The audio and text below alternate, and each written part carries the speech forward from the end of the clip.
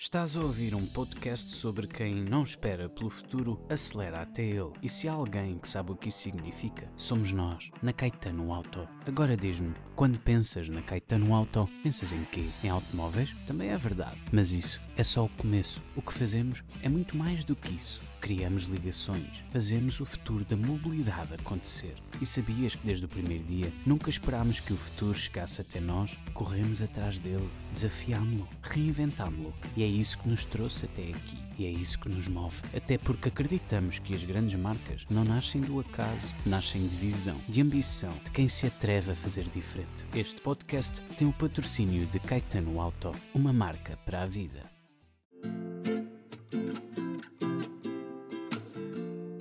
Olá e sejam muito bem-vindos ao podcast Marcas com Marca, um podcast que procurará sempre contar histórias de marcas escritas em português pela voz de quem as faz.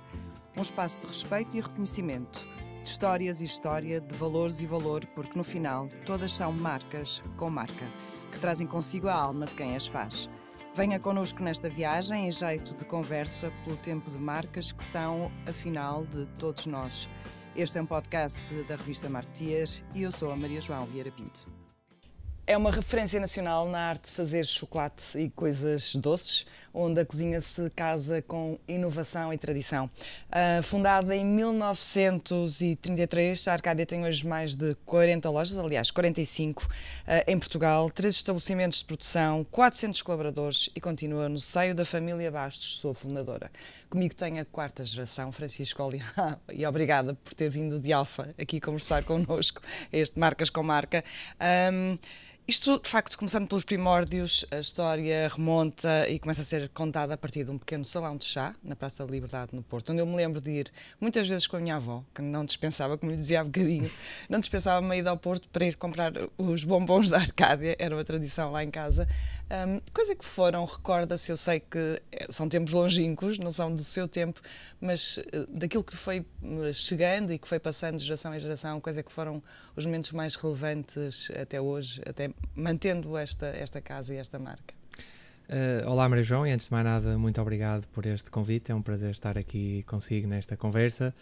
E sim, é verdade, tudo começou em 1933, pelas mãos do meu bisavô, Manuel Pereira Bastos, que com um espírito já muito empreendedor, em tempos em que se calhar ainda não se falavam de startups, criou realmente aqui uma referência da cidade do Porto, no que toca à confeitaria. E precisamente como referia, tudo começou com um salão de chá e uma confeitaria na Praça da Liberdade, hoje a Avenida dos Aliados, e rapidamente se estabeleceu como um ponto de referência de produtos com muita qualidade. O próprio espaço físico da loja também era belíssimo, era muito, muito bonito. Já o meu bisavô nessa altura tinha essa vontade e essa visão de fazer tudo com qualidade, seja o espaço, os produtos, o serviço, e que na realidade continua muito, muito, muito presente no DNA da marca hoje em dia, e as nossas tradições e as nossas raízes estão muito presentes no que ainda é hoje a Arcádia, e no que depender da família Bastos continuará sempre presente para o futuro. As memórias, claro, dessas não terei, desses tempos. Nunca cheguei a conhecer o meu bisavô, conheci o meu avô, que foi a 2ª geração na empresa. Ele faleceu, eu devia ter cerca de 8 anos de idade, portanto ainda tenho algumas memórias. Lembro de estar com ele na Arcádia, isso sim também. E pronto, obviamente que as minhas memórias mais vivas vêm mais ligadas ao meu pai e à minha tia, que são a 3ª geração da família na empresa.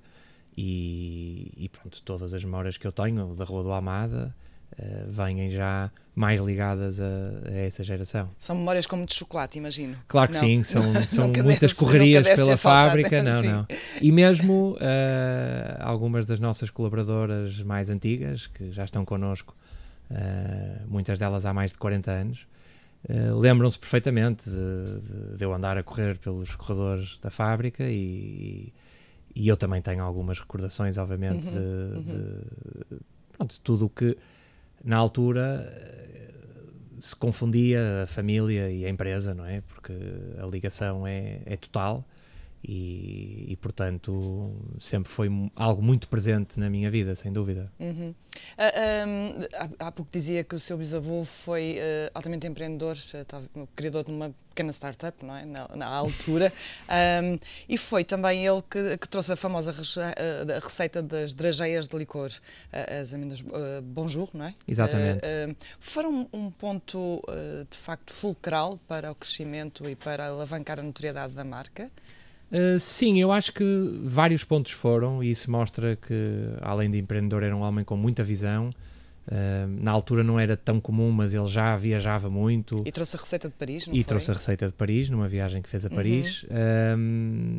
Foram encontrados muitos registros de alguns livros que ele tinha já na altura, escritos em inglês, sobre o melhor que se fazia nas confeitarias na Europa. Portanto, estamos a falar dos anos 30, anos 40, é algo que realmente era muito empreendedor e muito visionário. E numa dessas viagens que ele fazia, fez uma a Paris, e realmente observou essa técnica de produção das que nós hoje chamamos as drageias de licor Bonjour, precisamente por terem vindo de França, e trouxe essa técnica para Portugal, e a partir daí começou a desenvolver este produto, que ainda hoje se mantém. Hoje se mantém exatamente os mesmos processos, tanto da produção das drageias como do acabamento, que é a parte de, há quem diga pintar, o termo correto é bordar as drageias de licor, e muitas das referências que temos a nível das pinturas que estão nas drageias foram feitas na altura também por uma iniciativa que o meu bisavô fez de convidar estudantes da Faculdade de Belas Artes do Porto para, nos seus tempos livres, virem para a Arcádia desenhar novas referências das drageias de licor Bonjour, e algumas dessas ainda estão presentes hoje. Muitas também foram sendo desenvolvidas ao longo do tempo, mas efetivamente é um produto que continua exatamente igual, desde os anos 30 até hoje, e a empresa está, de certa forma, também muito diferente, em muitas coisas muito igual, como expliquei há pouco, muito do nosso DNA não muda, temos muito respeito pela nossa tradição, mas realmente é um produto que é muito acarinhado pelos portugueses, principalmente na Páscoa, e que, tanto quanto nós sabemos, não podemos afirmar isto com 100% de certezas, neste momento já é mesmo um produto único no mundo. Já não se vê drageias de licor bordadas à mão em lado nenhum, nem em França, e pronto, isso deixa-nos aqui realmente este legado que nós continuamos uma responsabilidade, a levar, claro que sim, obviamente. E acaso para dizerem receita ganha não se mexe, não é? Sim, sim, neste caso, sem dúvida, sim. Francisco, em 1945 abre a fábrica e loja na Rua do Almada. Hoje tem 3 núcleos de produção. E o que eu lhe pergunto é qual é a vossa capacidade? Quantas toneladas de chocolate, já para não falar depois de amêndoas, açúcar? Sim, nós temos já hoje muitos produtos produzidos por nós, não só chocolate, nem as amêndoas da Páscoa, temos também já muitos produtos de pastelaria, desde bolachas a bolos, temos a nossa própria produção de gelados artesanais também, e realmente estamos a falar de realidades muito diferentes. Nós hoje, como referiu e bem, temos 3 polos diferentes de produção, amêndoa, pastelaria e chocolate, e já produzimos, no que toca ao chocolate, cerca de 100 toneladas, a pastelaria também 90 e muitas toneladas, e a amêndoa também já vendemos cerca de 60 toneladas por ano.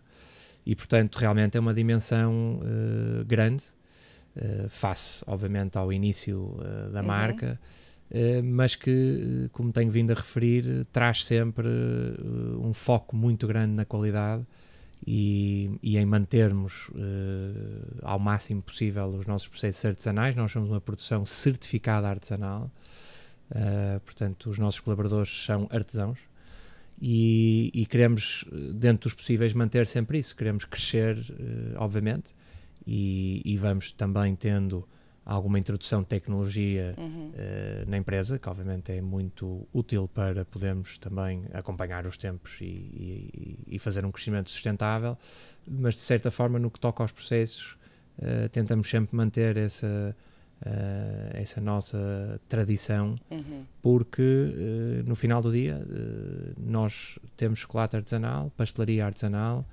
e amêndoas também. E é isso que vos distingue das grandes marcas e multinacionais que estão no mercado. Exatamente, é isso que nos distingue, é isso que os nossos clientes... Porque jogam aqui num tabuleiro de marcas fortíssimas. Claro que sim, não, mas sem medo nenhum também. Jogamos com toda a nossa capacidade. Mas, acima de tudo, também a confiança que os clientes nos passam ao longo dos anos, porque a Arcádia, com tanta história... tal como lhe falei aqui da família Bastos, que teve várias gerações à frente da empresa, este encontro de gerações acaba por acontecer em todo lado na empresa, seja na fábrica, nos escritórios, nas lojas. Temos muitos familiares, várias gerações que trabalharam e que trabalham com a Arcádia, e acima de tudo acontece também com os clientes. Ainda há pouco a Maria João recordava uma história quando ia com a sua avó à Rua do Almada, e portanto o facto de haver essa ligação emocional significa que a marca está realmente muito presente na memória e na vida dos nossos clientes, e portanto essa é a nossa grande responsabilidade, é o nosso grande ativo e é a nossa grande responsabilidade mantermos exatamente essas memórias como elas são, e por isso a Arcádia hoje é um encontro de gerações em toda a sua existência, porque é muito possível hoje na Arcádia estar uma avó, uma mãe e uma filha, e para cada uma delas a Arcádia ser uma coisa diferente. Se calhar para a avó é as drageiras de licor, para a mãe pode ser o sortido de chocolates, os chamados, os antigos meus bombons da Arcádia, e para a filha já pode ser o local onde ela gosta mais de comer o seu açaí, ou onde, pronto, por exemplo, agora nesta loucura comeu o melhor chocolate do Dubai Style. E portanto o que nós pretendemos é exatamente isto, é conseguir alargar o nosso espectro ao ponto de sermos muito fiéis à nossa tradição e aos clientes que são nossos clientes durante uma vida, e começar também a conquistar os novos clientes e fazer inovação mantendo a tradição. E não tem receio de se perder pelo meio, de perder aquilo que é de facto, aquilo que dizia há pouco, o ADN da marca? Eu diria porque que não. Porque Arcádia, para quem, eventualmente, se for perguntar, Arcádia serão os bombons de chocolate, não é? Ou será a grande referência, além das drageias? Sim, sim. Não, eu acho que medo não. de perder a identidade?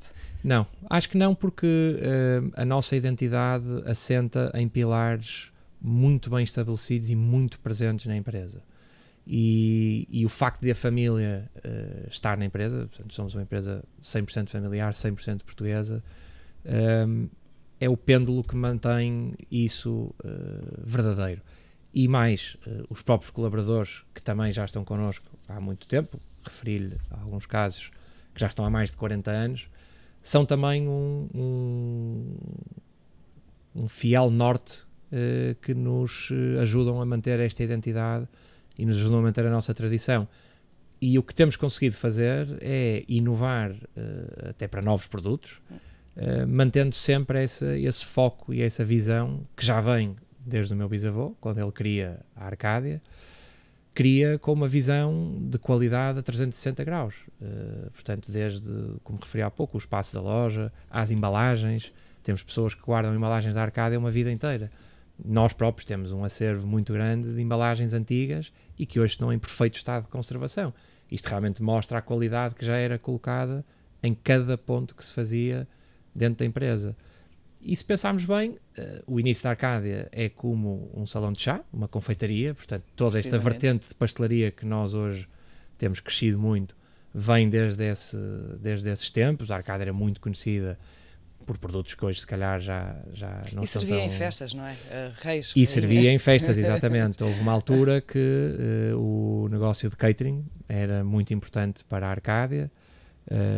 Ele já começou um bocadinho antes, porque o meu bisavô, constam nos registros que a Arcádia inaugurou em 33, mas em 29 ele, junto com um sócio que era o cunhado dele, tinham criado uma confeitaria a Portugal. E essa confeitaria já fazia também muitos serviços, batizados, casamentos. Por exemplo, no espaço de 2 ou 3 anos há registros de mais de 70 menus de batizados e casamentos. E depois essa linha de negócio continuou, inclusive após tempos também do meu avô, e tudo o que eram grandes eventos na cidade do Porto, a Arcádia era uma referência nesses serviços, porque mais uma vez não só tinha qualidade na confecção dos produtos, mas os próprios serviços das loiças, que ainda hoje estão no seio da nossa família, todo o cuidado e serviço dos colaboradores que na altura faziam esses eventos, era sempre a apontar para um serviço premium de qualidade e que realmente impressionasse as pessoas e que fizessem serviços repetidos. Fizeram muitos no Palácio da Bolsa, referiu Reis e Rainhas, fizemos a recepção à princesa, a uma princesa inglesa e ao Captain Mark Phillips, quando vieram fazer aqui uma visita ao Porto.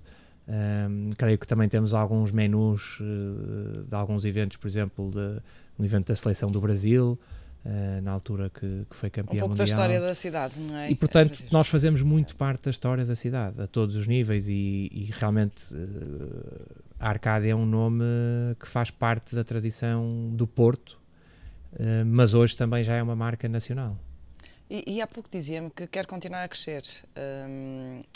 Estas 3 unidades de produção que tem atualmente são capazes de responder a essa ambição de crescimento, ou é expectável a abertura de mais alguma fábrica? Não, neste momento, para a nossa expectativa e para o que prevemos crescer, ainda tem capacidade. Estamos com capacidade instalada para isso.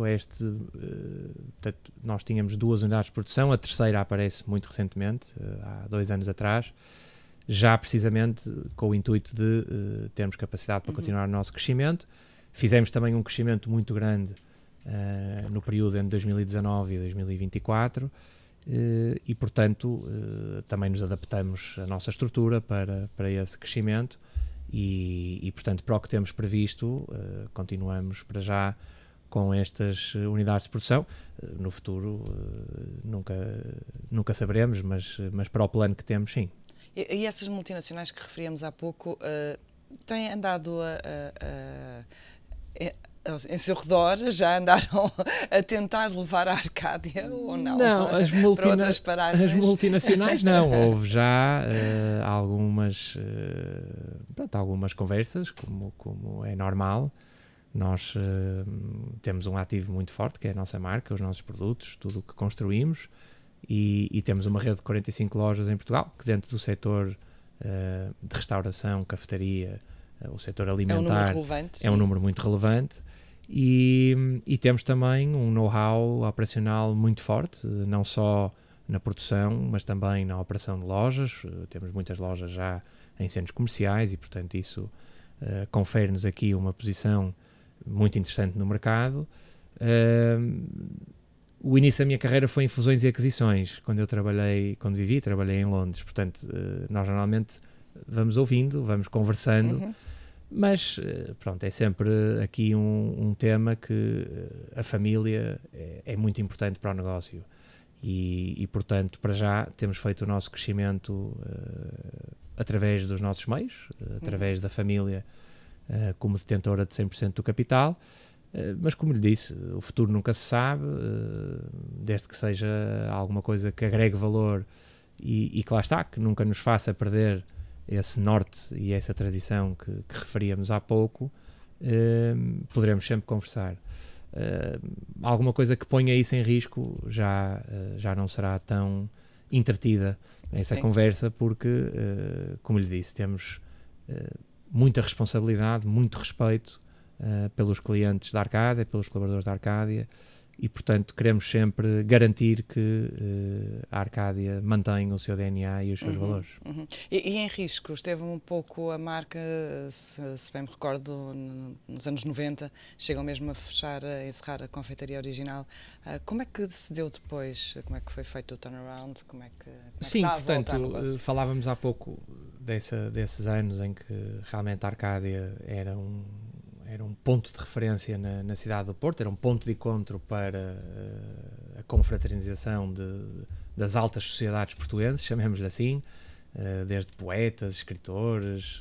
Consta que Eugênio de Andrade era um grande fiel cliente da Arcádia, e realmente, chegando ali aos anos 90, portanto, já na segunda geração, na gestão do meu avô, dá-se um fenómeno de desertificação da Baixa do Porto e no fundo começam a haver muitos fechos de comércio e as pessoas começam a fazer as suas compras noutros locais, nomeadamente é o aparecimento dos centros comerciais que é um bocado o fator provocador deste fenómeno.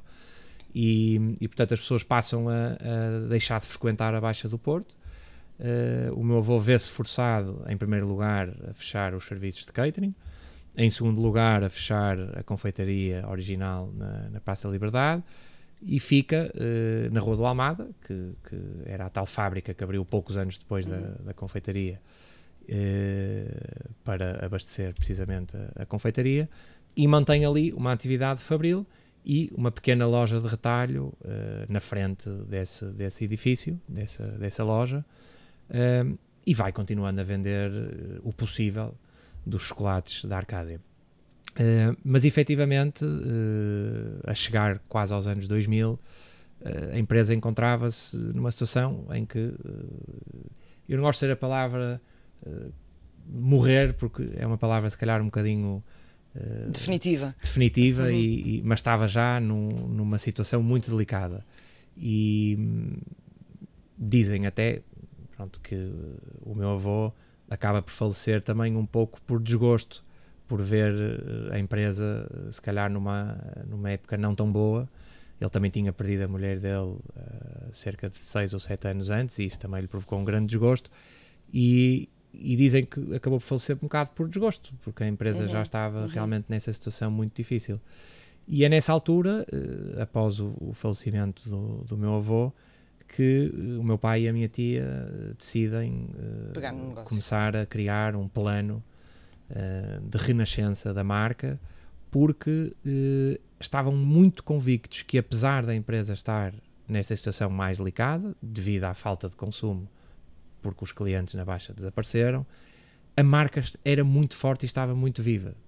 E por isso eu não usei a palavra morrer, porque a marca realmente provou que tinha essa vida, e a primeira coisa que eles fizeram foi, com pouco risco também, porque na altura era o que dava para fazer, abriram um quiosque temporário na época de Natal. Exato. No Norte Shopping, e a recepção dos clientes foi brutal por verem a marca da Arcádia num shopping, e foi esse sucesso que depois os motivou a começarem a abrir lojas, sendo que a seguir abrem uma loja fixa precisamente no Norte Shopping, e no fundo eles foram atrás dos clientes. Portanto, a marca estava viva, a marca era reconhecida, não morreu, a empresa estava numa situação mais delicada, era preciso ir atrás destes novos clientes, ou os mesmos, mas que mudaram o local de consumo. E pronto, o meu avô também, como estava em fim de vida, se calhar já não tinha tanta vontade e tanta energia para fazer isso, mas pronto, a terceira geração... E a quarta também. O Francisco há pouco dizia, começou de facto em fusões e aquisições, portanto o seu trajeto podia ter sido outro. Quando o chamaram, foi assim que aconteceu? Chamaram-no para assumir os comandos? Sim. Como é que foi voltar para Portugal e agarrar um negócio de família? Sim, eu saí de Portugal com 18 anos, uma semana depois de fazer 18 anos, e fui tirar o meu curso superior em Londres, exatamente. Na altura consegui entrar numa faculdade muito boa e foi uma excelente oportunidade. No entanto, eu já ia estando obviamente sempre interessado na Arcádia e sempre fui conversando com o meu pai que um dia gostava de ingressar na empresa, mas que obviamente tinha que ser numa altura em que eu estivesse preparado e que também o meu pai sentisse que eu estava preparado e que a empresa estava no momento certo para esse acontecimento. Pronto, eu fui tirar o meu curso, comecei a minha carreira, eu vivi mais de 8 anos em Londres, e a uma altura eu trabalhava num banco de investimento americano e começou a haver umas conversas com o CEO do banco na Europa sobre o meu interesse em eventualmente ir para os Estados Unidos, dentro do banco, trabalhar nos escritórios deles lá. E a única pessoa com quem eu sempre partilhei todas as minhas... As decisões eu já partilhava com mais pessoas, mas antes de eu tomar a decisão, todos os meus pensamentos no que toca à minha carreira e aos meus estudos sempre foi o meu pai. E comecei a comentar com ele que havia essa possibilidade, que estava muito entusiasmado. e foi nesse momento que eu acho que ele sentiu que se eu desse esse passo e realmente fosse aos Estados Unidos, provavelmente seria mais difícil de voltar. E é quando ele me propõe vir para a empresa, porque achava também que era o momento certo, porque tinha feito um momento de expansão grande, portanto, entre 2010 e 2016, mais ou menos. Deixou capitalizar esses investimentos entre 2017 e 2018 e a empresa estava pronta para uma nova ronda de crescimento e ele achava que era o momento certo de eu fazer parte já dessa nova ronda de crescimento. Pronto, eu demorei um mês a responder, precisei de pensar um bocado. Pensou muito. Demorei um bocadinho, porque obviamente é uma decisão grande, é voltar a mudar de país, é assumir um cargo com muita responsabilidade. Não que eu já não tivesse muitas responsabilidades onde eu trabalhava, mas aqui tinha responsabilidade direta sobre pessoas. E nunca se arrependeu? Nunca. No momento em que tive que entregar a minha carta de demissão no banco, arrependi-me várias vezes, tanto que eu estive dentro do elevador para o escritório do CEO, a porta abriu a primeira vez e eu não saí. E só à terceira vez é que eu saí do elevador e tive a coragem de entregar a carta. Mas a partir do momento que entrei na empresa estou realmente muito feliz e sinto mesmo muito sinto que faz parte da missão da minha vida dedicar-me a este projeto, não só em honra a todas as pessoas da nossa família que estiveram na empresa, mas também todas as pessoas que ao longo de todos estes anos colaboraram com a empresa. E nós, por exemplo, fazemos todos os anos um almoço anual, que curiosamente até foi ontem. E temos sempre todo o gosto em convidar colaboradores antigos da época do meu avô, que venham realmente com muita felicidade em ver a empresa como está hoje, e só isso para mim já chega, entre muitas outras coisas. Mas qual foi o momento mais relevante para si nestes anos à frente da empresa? Olha, se é que houve algum? Houve logo no início, porque eu comecei a trabalhar na Arcadia em 2019. E entramos em pandemia e vocês tinham tomado uma decisão fortíssima nessa altura. E nós começamos a delinear esse tal plano de expansão que o meu pai tinha falado em 2019 para iniciarmos em 2020. E quando iniciamos temos obviamente a questão da pandemia, que foi um momento muito difícil. Mas também que, pronto, apesar de todas as consequências negativas que teve, que são indiscutíveis, não é? Serviu também para muitas lições, muitas aprendizagens e também há um certo momento de transformação da própria empresa. Mas sem dúvida que arrancar no primeiro ano da empresa, ter logo que lidar com uma crise dessas, nós olhamos para a história da Arcadia, já passou por muitas coisas, não é? Portanto, desde a Segunda Guerra Mundial, a Revolução de Abril, a crise do Prime, não é? Quer dizer, e a empresa foi sobrevivendo. Mas o próprio meu pai diz que na carreira dele não se lembra de ver algo parecido com isto, e portanto é um começo muito atribulado, mas que deu muitas lições e muitas aprendizagens aprendeu muito. E transformações. A própria empresa transformou-se muito, mas sim, ter as lojas todas fechadas na altura, quer dizer, eu lembro do meu pai e o nosso diretor de operações, o Sr. Armindo, estarem a comentar que pronto, a Arcadia abre eventualmente depois uma loja que é um bocadinho o regresso ao Salão de Chá, que é na Avenida da Boa Vista, no Porto, a primeira confeitaria, chamamos-lhe assim, moderna da empresa, e eles contavam que bastava a máquina do café a variar durante 5 minutos, que já estava tudo em pânico e que imediatamente alguém tinha que ir arranjar a máquina. Ter as lojas todas completamente fechadas durante o período que foi um momento muito complicado. Mas não nos parou o nosso plano de expansão. Nós começamos 2019 com 26 lojas, e terminamos 2024 com 43 lojas. E agora, Francisco, até onde é que quer levar esta marca? Olha, até onde me for permitido, até onde eu tiver energia e até onde seja sempre num caminho sustentável e de bem-estar para a marca e para os colaboradores que fazem parte da marca. Portanto, Nunca queremos crescer mais do que o que as nossas pernas nos permitem, chamemos-lhe assim. Queremos fazer crescimentos sustentáveis e porque obviamente temos um legado a continuar, mas queremos fazê-lo com responsabilidade.